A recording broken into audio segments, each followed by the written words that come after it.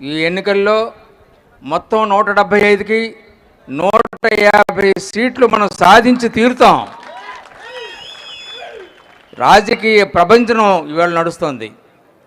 ఎక్కడ చూసినా ఈ ప్రభుత్వాన్ని దించేయాలి, ఈ ప్రభుత్వాన్ని ఉంచకూడదు, ఈ ప్రభుత్వం కొనసాగితే మన బ్రతుకులు నాశనం అయిపోతాయి, మనల్ని భిక్షగాళ్ళ కింద చూస్తున్నాడు ఆయన, సంక్షేమ పథకాలు మీకు ఇస్తున్నాం, మీ చచ్చినట్టు మీ ఇంట్లో కూర్చోండి అనేటువంటి డిక్టేషన్ అక్కడ కనబడుతుంది.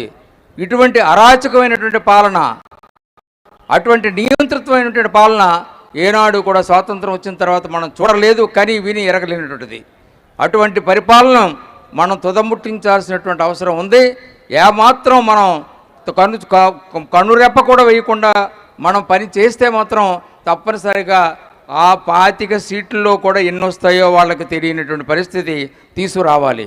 కాబట్టే దేశ రాజకీయాల్ని, రాష్ట్ర రాజకీయాల్ని దశాబ్దాల పాటు శాసించినటువంటి మన నాయకుడు చంద్రబాబు నాయుడు గారిని కావాలని తప్పుడు కేసులు పెట్టి వారు హింసించారు.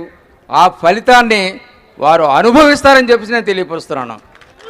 అది మామూలు చేసేది కాదు. ఒక మంచి మనిషిని, ఒక పెద్ద మనిషిని, ఒక నిజాయితీ అయినటువంటి మనిషిని ఎందుకంటే వారితో నేను నా ముందు నుంచి నా గురువు గారు వారిని నేను చూశాను, అంటి పెట్టుకొని చూసాం. నేను రామచంద్రయ్య గారు, మెదలు మా శ్రీనివాస్ గారు, వీళ్ళంతా కూడా నిజాయితీకి మారుపేరు చంద్రబాబు నాయుడు గారు.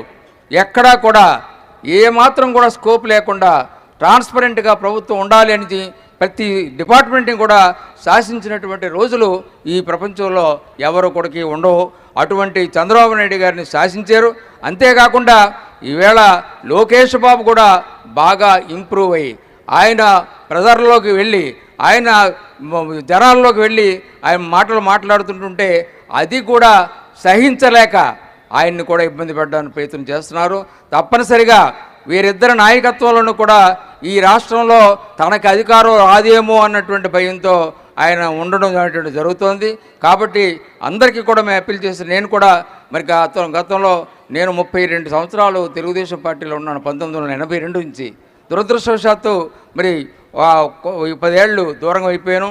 ఈవేళ అటువంటి సంఘటన బాబు గారికి జరగడంతో నేను మా కుటుంబ సభ్యులందరం కూడా చాలా బాధపడి బాబు గారి చెంతకు చేరి బాబు గారికి అండగా నిలబడాలనేటువంటి ఉద్దేశంతో ఈవేళ పార్టీలో మళ్ళీ మేము అందరం కూడా చేరడం అనేటువంటిది జరిగిందని మీ అందరికీ మనవి చేస్తూ, మరి తప్పనిసరిగా చంద్రబాబు నాయుడు గారిని ముఖ్యమంత్రిగా చూసేటువంటి రోజులు వస్తాయి.